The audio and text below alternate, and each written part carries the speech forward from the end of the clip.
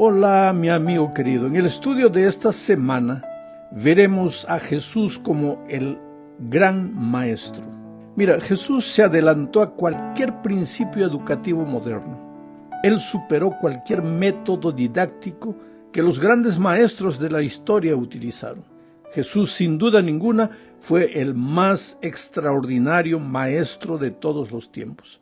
Y los que hoy de alguna manera estamos dedicados a la tarea educativa, debemos tomar a Jesús como nuestro modelo, como nuestro ejemplo.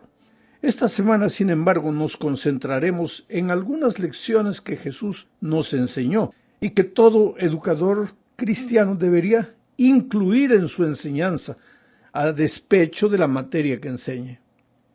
La primera lección que Jesús vino a enseñarnos es acerca del Padre. Jesús nos reveló a Dios. Es a través de Jesús, a través de su obra, de su vida, de su ministerio, de sus enseñanzas, que llegamos a conocer al Padre. ¿Por qué? Porque cuando Jesús vino a esta tierra, los seres humanos tenían una idea equivocada de Dios. Y yo temo que, a pesar que el tiempo avanza, muchos tienen una idea completamente errada de Dios. Entonces, leamos Hebreos capítulo 1, versículos 1 al 3. Voy a ir leyendo y comentando. Dice así: Dios, habiendo hablado muchas veces y de muchas maneras en otro tiempo a los padres por los profetas. Voy a parar aquí para comentar. Dios es un Dios que se comunica. En una lección anterior ya vimos que educación es comunicación. No hay educación sin comunicación. Dios el Padre también es un maestro. Dios el Hijo también es un maestro. Y Dios el Espíritu Santo también es un maestro. Dios es un maestro. Y Él habló de muchas maneras, muchas veces habló, insistió, trató de educar. Su misión es de educadora. En el tiempo pasado lo hizo a nuestros padres a través de los profetas, dice el autor de la epístola a los Hebreos. Pero en estos postreros días, hablando de los días de Cristo, nos ha hablado por el Hijo. O sea, el Hijo es la revelación del Padre, porque la gente tenía una idea completamente equivocada de Dios. Jesús vino a mostrar el carácter de Dios, a revelar al Padre, a abrir el entendimiento de los seres humanos para que tuvieran una idea correcta de lo que es el Padre, el amor del Padre, la justicia del Padre.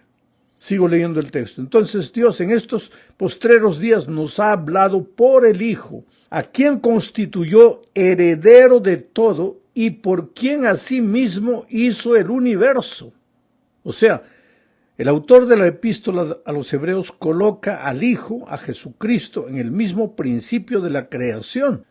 Por eso ya dijimos en otra lección anterior que una de las lecciones básicas que el educador cristiano tiene que enseñar es el poder creador de Dios. Y aquí el autor de Hebreos coloca a Jesucristo en el principio de la creación. Dice, el cual, siendo el resplandor de su gloria, Jesucristo, fue el resplandor de la gloria del Padre. ¿Y qué es la gloria del Padre? Su carácter. O sea, Jesucristo vino a mostrar a los seres humanos cómo es el carácter del Padre. El cual, siendo el resplandor de su gloria y la misma imagen de su sustancia, y quien sustenta todas las cosas por la palabra de su poder, habiendo efectuado la purificación de nuestros pecados por medio de sí mismo, se sentó a la diestra de la majestad en las alturas. Mira, el texto bíblico que acabamos de leer nos enseña varias cosas. Primero, el poder didáctico, la tarea didáctica de Dios. Y cuando los seres humanos no habían entendido su naturaleza y su carácter, Dios envía a su Hijo. Y el Hijo viene con la misión educadora, con la misión didáctica, con la misión de enseñar, de abrir el entendimiento de los seres humanos.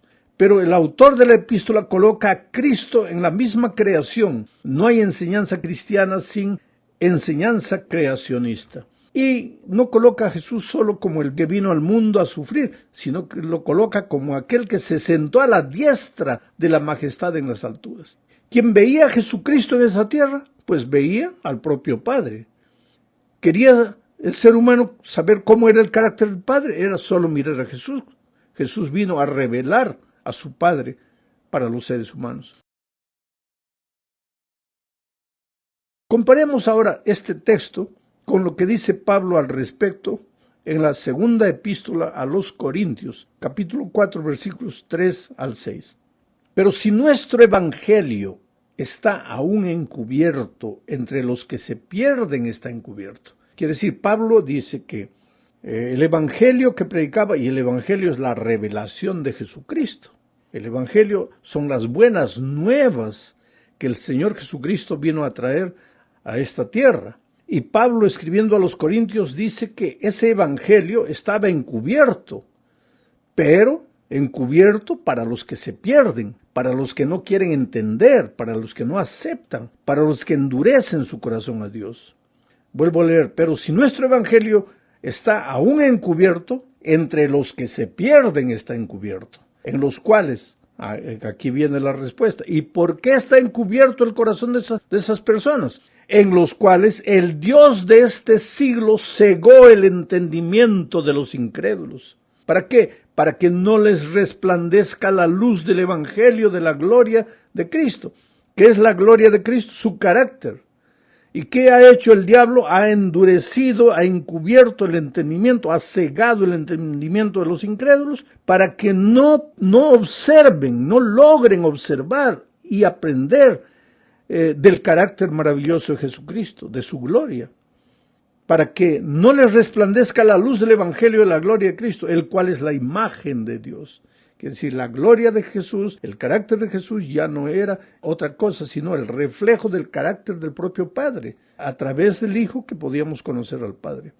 Sigo leyendo. Porque no nos predicamos a nosotros mismos, sino a Jesucristo como Señor, y a nosotros como vuestros siervos por amor de Jesús. Porque Dios, que mandó que de las tinieblas resplandeciese la luz, es el que resplandeció en nuestros corazones para iluminación del conocimiento de la gloria de Dios en la faz de Jesucristo. O sea, Pablo habla aquí de que el Señor Jesucristo era la revelación del Padre, pero que el rey de las tinieblas oscurecía el entendimiento de los hombres para que no comprendan. Y Pablo dice entonces, por eso no predicamos a nosotros mismos, no nos predicamos. Por eso es que predicamos a Jesucristo, porque Él es el que ilumina los corazones, Él es el que ilumina el entendimiento. Y es a través de la observación de la vida de Cristo que nosotros aprendemos a conocer al Padre. Es interesante que mucha gente, inclusive hermanos sinceros, cristianos, dicen, no, pero ¿por qué hay que predicar solo Jesús, solo Jesús? ¿Por qué no hay que predicar la verdad presente hoy? ¿Y qué entienden por verdad presente? ¿Hay que dar palo a las otras iglesias? No. Pablo es claro aquí. Lo primero que el ser humano tiene que entender es a Jesucristo, conocer a Jesucristo, porque es a través de Jesucristo que conoce al Padre. Y una vez que conoce al Padre, pues llega a amar al Padre, llega a amar a Jesucristo. Y ahora por amor anda en las enseñanzas del Padre. Y ahora viene toda la enseñanza doctrinaria. Porque la doctrina tiene un lugar en la vida del cristiano. La profecía tiene un lugar en la vida del cristiano. Pero eso solo después que el ser humano se ha enamorado del Señor Jesucristo, le ha entregado la vida a Jesucristo. Tú no pretendas enseñar deberes a tus alumnos si primero no les has enseñado a amar al Señor Jesucristo, si primero no les has enseñado a entender cómo es Dios, cómo es su carácter. Bueno, vamos a la segunda parte de este estudio. Aquí continuaremos hablando de la misión educadora de Cristo, de su trabajo didáctico con relación a la revelación del Padre. Para esto necesitamos leer Juan 1 al 5 y también el versículo 14. Dice, en el principio era el Verbo, y el Verbo era con Dios, y el Verbo era Dios. Mira, Juan, cuando habla de Jesucristo, lo presenta como el propio Dios, que estaba en el principio de la creación. No hay verdadera enseñanza cristiana sin enseñanza creacionista. Vuelvo a repetir la idea. En el principio era el Verbo, y el Verbo era con Dios, y el Verbo era Dios. El Verbo era en el principio con Dios. Todas las cosas por Él fueron hechas, y sin Él nada de lo que ha sido hecho fue hecho. En Él, en Jesucristo, en el Verbo, estaba la vida, y la vida era la luz de los hombres. La luz en las tinieblas resplandece, y las tinieblas no prevalecieron contra ella. Y el versículo 14 dice, y aquel Verbo fue hecho carne y habitó entre nosotros, y vimos su gloria, su carácter, gloria como del unigénito del Padre, lleno de gracia y de verdad. Una vez más, Juan, en este caso ahora, enfatiza la misión didáctica de Jesucristo. Una de las primeras lecciones que Jesús vino a enseñarnos a este mundo es el amor del Padre, la revelación de su carácter, la revelación de su gloria.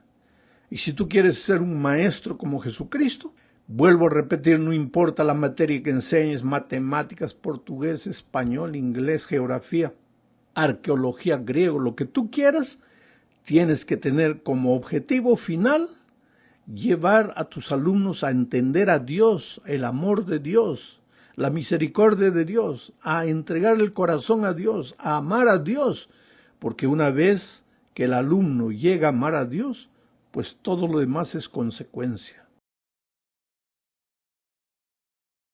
Vamos ahora a la tercera parte de esta lección. Veremos aquí otra lección que Jesús, el gran maestro, el maestro más extraordinario de la historia, vino a enseñarnos. Aquí veremos cómo funciona la mente de Cristo. Esa lección que el Señor Jesucristo vino a enseñarnos es la humildad. Primero vino a revelarnos a Dios y su amor. En segundo lugar, vino a enseñarnos la humildad. ¿Por qué?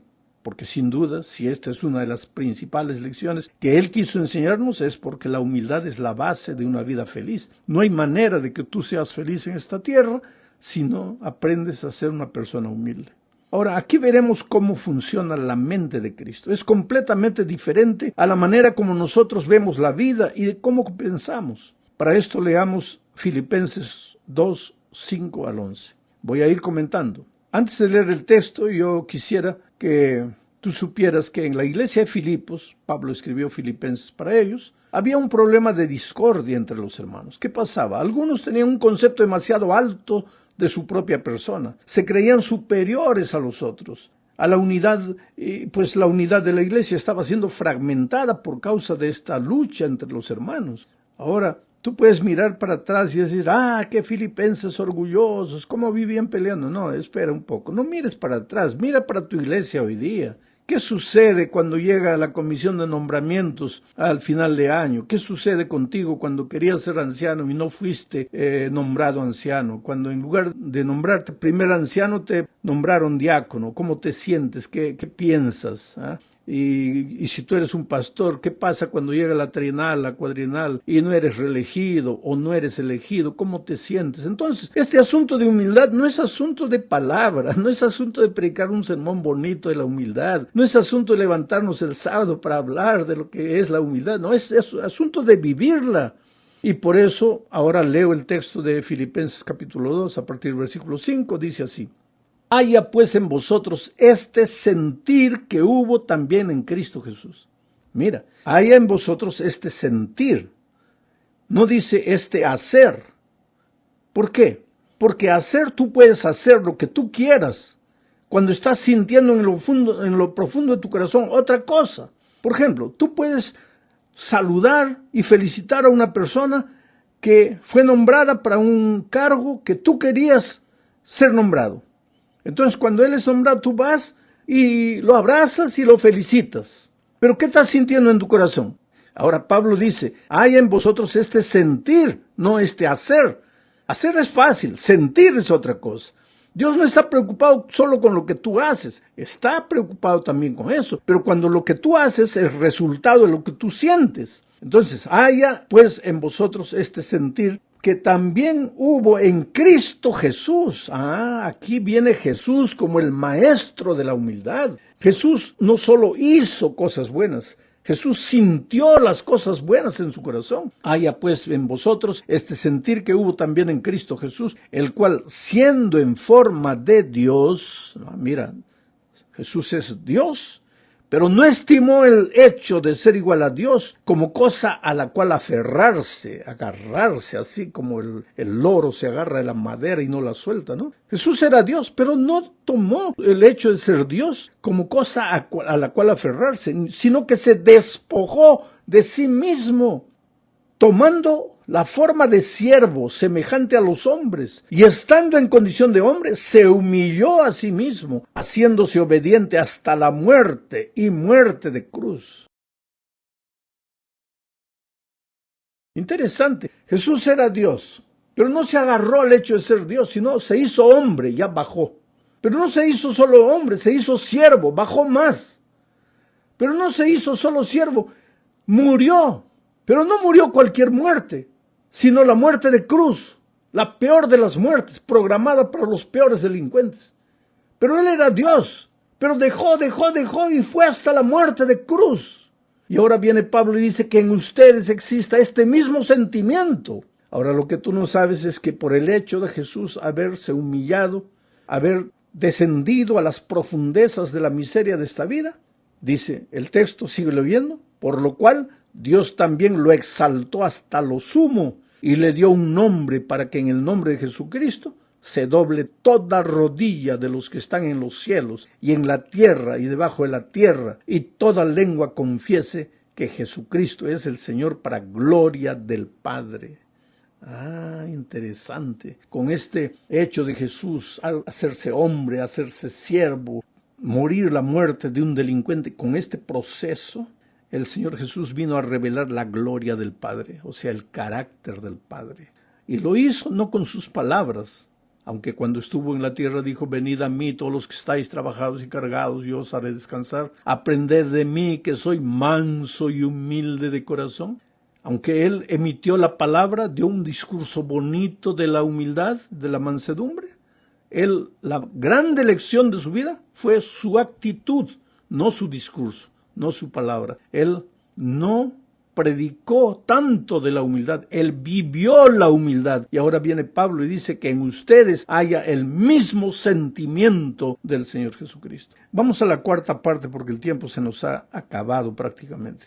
Aquí hablaremos sobre el gran maestro y la reconciliación, porque esta es la otra lección que el Señor Jesucristo vino a enseñarnos. La primera es a revelarnos al Padre, su carácter.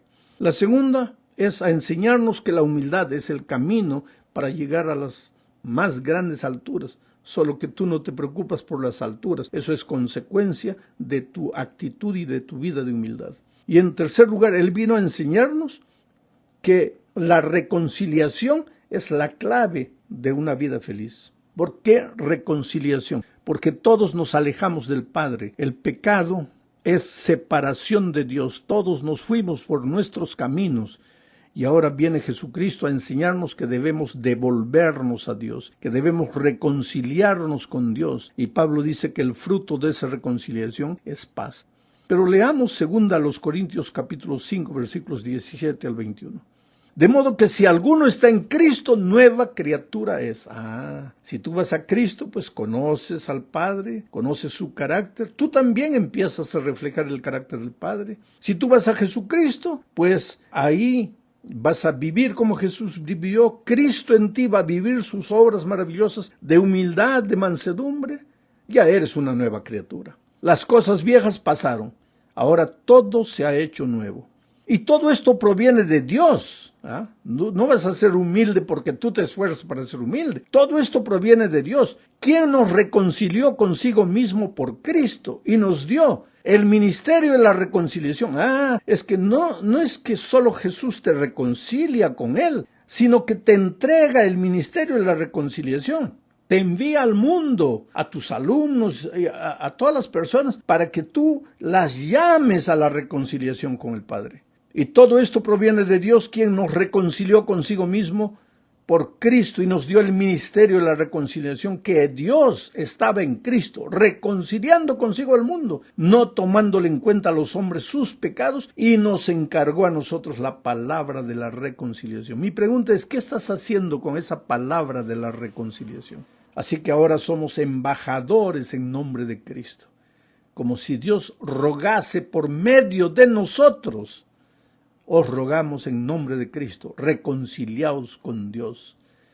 Al que no conoció pecado, por nosotros lo hizo pecado. ¿Para qué? Para que nosotros fuésemos hechos justicia de Dios en él. Él nos reconcilió. Esta es la tercera grande lección que el Señor Jesús vino a enseñarnos. A ir al Padre, a devolvernos al Padre, para recibir de Él el ministerio de la reconciliación, para volvernos también en reconciliadores, para ir a las personas y traerlas a los pies de Jesús. Llegamos al fin de este estudio hablando de los primeros alumnos del Maestro. ¿Sabe? Los primeros alumnos no fueron los discípulos, los 12, ni siquiera la gran multitud que siguió el ministerio de Jesús en esta tierra. En realidad, los primeros alumnos, aquellos que empezaron a aprender de Él, fueron José, María, los pastores que estaban en el campo y los reyes magos. Y la lección que ellos aprendieron es que para ser rey no necesitas brillar. Para ser rey no necesitas una corona para mandar. Para ser rey no necesitas un trono, no necesitas un séquito que te sigue para todos los lados. Para ser rey necesitas un pesebre, necesitas ser humilde, ser manso. Reyes del oriente se arrodillaron delante del niño. José y María, que eran padres, se arrodillaron para adorarlo. Los pastores se arrodillaron para adorarlo. El día que tú reconozcas a Jesucristo como tu gran maestro, el día que aprendas a andar en sus pasos con humildad, no buscarás aplausos, no buscarás reconocimiento humano. Yo admiro a los maestros. ¿Qué sería de mi vida si no hubiera tenido maestros cristianos que me enseñaron a amar a Jesús? Yo siempre digo, tal vez mis maestros, cuando estaba en la facultad de teología, no fueran brillantes, pero eran hombres de Dios. Eran hombres que me enseñaron a servir y me dijeron, tienes que servir y gastarte como una vela hasta apagarte por completo. Bendito ministerio de los profesores, de las maestras en la escuela de los niños, de los profesores del curso secundario y de los catedráticos de la universidad. Benditos hombres que aprendieron a ser humildes en la escuela de Jesucristo. Benditos hombres que son capaces de revelar el amor del Padre, de enseñar humildad, de reconciliar a sus alumnos con Dios. Un abrazo para todos, que Dios les bendiga.